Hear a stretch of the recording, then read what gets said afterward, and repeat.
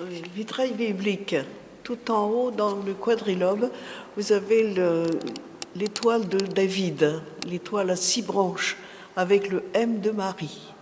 Tout en bas, à droite, vous voyez un personnage en jaune. Le jaune, c'est la couleur de la révélation. C'est Abraham. Abraham était donc un nomade très riche qui avait de nombreux troupeaux et qui vivait dans le désert, menant ses troupeaux d'un pâturage à l'autre. Alors, c'est dans le silence que l'on rencontre Dieu. Et Abraham a entendu ce que Dieu lui disait. Il lui a dit, je ferai de toi le père d'un grand peuple, tu seras le père d'une nombreuse descendance qui sera aussi nombreuse que les étoiles au ciel et que les grains de sable au bord de la mer. Et Abraham était déjà très âgé. Mais Abraham a toujours cru ce que Dieu lui disait. Il est le père de la foi. Il est le père de la foi, le père de la religion chrétienne, de la religion juive et de la religion musulmane.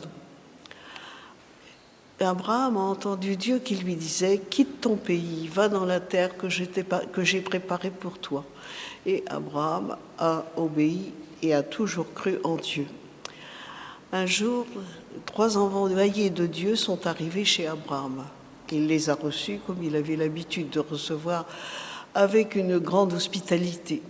Et l'un des envoyés de Dieu lui a dit « L'année prochaine, ta femme Sarah tiendra dans ses bras un enfant. » Alors Sarah, c'est la personne qui est juste en bas, en face d'Abraham, à gauche. Et Sarah, qui n'avait pas beaucoup de distractions dans le désert, était derrière sa tente et elle a entendu ce que disait l'envoyé de Dieu. Ça l'a fait rire parce qu'elle avait 90 ans. Et quand l'envoyé de Dieu a rencontré Sarah, il lui a dit « Mais pourquoi as-tu ri l'autre jour ?» Alors elle a dit « Oh ben non, je n'ai pas ri. » Il a dit « Si, tu as ri, mais l'année prochaine, tu tiendras un enfant dans tes bras. » Et c'est ainsi que Sarah a mis au monde Isaac, parce que rien n'est impossible à Dieu. Au-dessus de Sarah, il y a une personne qui est aussi très malheureuse. C'est Anne. Elle est mariée avec Elkana. Elkana a 2 femmes, Anne et Pénina.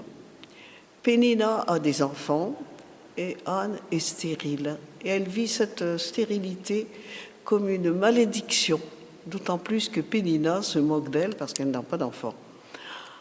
Alors un jour, Anne va au temple et elle se met à prier d'une manière si excessive que le grand prêtre a cru qu'elle avait bu. Alors il lui dit « Va cuver ton vin dehors ». Évidemment, elle est rentrée chez elle avec le cœur bien gros, mais Dieu s'est mis du côté de Anne et c'est ainsi que Anne a mis au monde Samuel. Samuel qui est devenu le grand prophète que l'on connaît.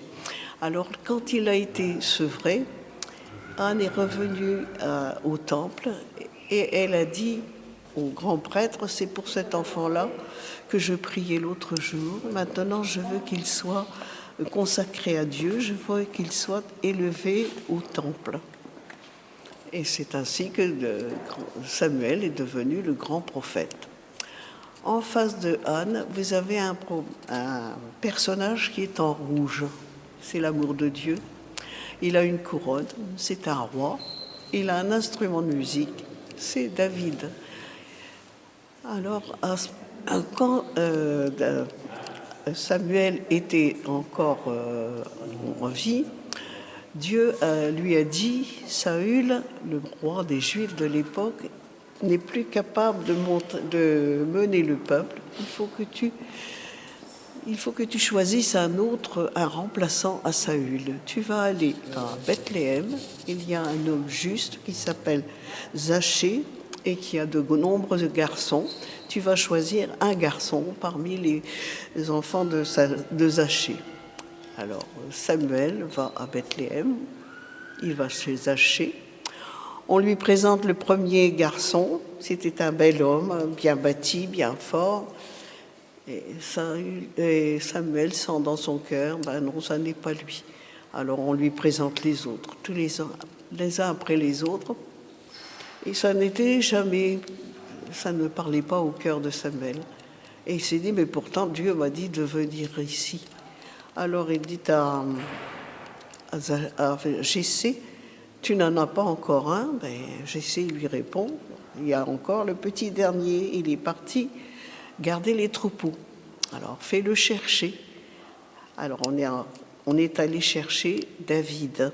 C'était un petit garçon roux aux yeux bleus et qui avait toujours obéi à Dieu, qui avait toujours mené sa conduite en conformité avec Dieu. Et là, Samuel a senti dans son cœur que c'était lui qui était choisi. Parce que le Dieu ne choisit pas selon les apparences extérieures, selon les apparences physiques, il choisit selon ce que l'on a dans le cœur. Mais David est donc devenu le grand roi que l'on connaît. Mais pourtant, il a commis des grosses bêtises aussi. Il n'était pas parfait. Alors un jour qu'il avait rencontré la femme d'un de ses officiers, elle s'appelait Bethsabée, l'officier s'appelait Uri. Alors David a conçu un plan machiavélique pour épouser Bethsabée. Il a ordonné que l'on mette Uri en premier lieu dans la bataille. Et c'est ainsi que Uri a été tué et David a épousé Bethsabée. Alors à ce moment-là, Samuel était mort et c'est le prophète Nathan qui est venu trouver David et il lui a raconté une petite histoire. Il lui a dit il y avait un homme qui était très riche, qui avait de nombreux troupeaux. À côté de lui vivait un homme pauvre qui n'avait qu'une petite brebis. Et l'homme riche a pris la petite brebis de l'homme pauvre. Alors David a été scandalisé, il a dit mais cet homme-là, il faut le punir. Et Nathan lui a dit mais cet homme-là, c'est toi.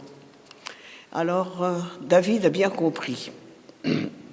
Il a regretté du fond de son cœur ce qu'il avait fait. Et quand on entend